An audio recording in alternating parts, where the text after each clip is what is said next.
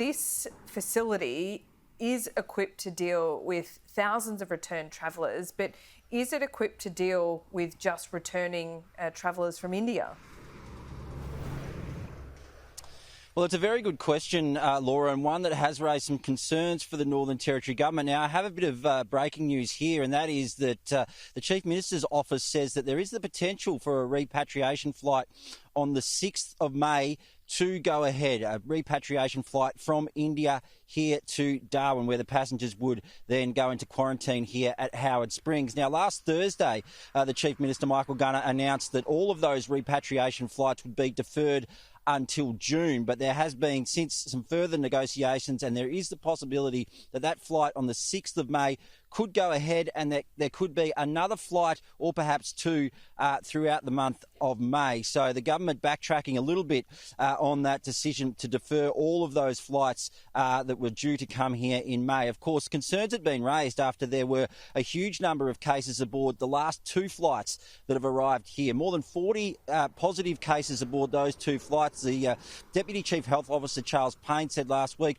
that was more than 10% of those people on board who were testing positive. There have been more positive cases emerged since here at the Howard Springs facility. Now, most of those positive cases, those people who've tested positive, are being held in isolation here at Howard Springs, but there are a couple who've had to be transferred to the Royal Darwin Hospital. There have been concerns here in the Northern Territory of the health system being overwhelmed if there are a high number of cases coming in. So that's something that obviously the Northern Territory government is conscious of. But at this stage, it looks as though that flight on the 6th of May could go ahead.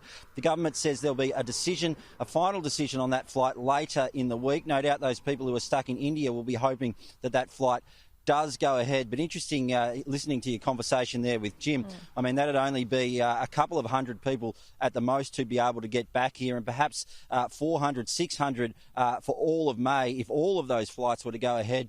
Given that there's 9,000 people, 9,000 Australians still in India, that's just a fraction of the citizens who are over there who are trying to get home. Yeah, it's a big problem indeed, Matt. Thanks so much for the update. Interesting, that breaking news there from Matt saying that just last Thursday, the Northern Territory government said there wouldn't be another repatriation flight until June.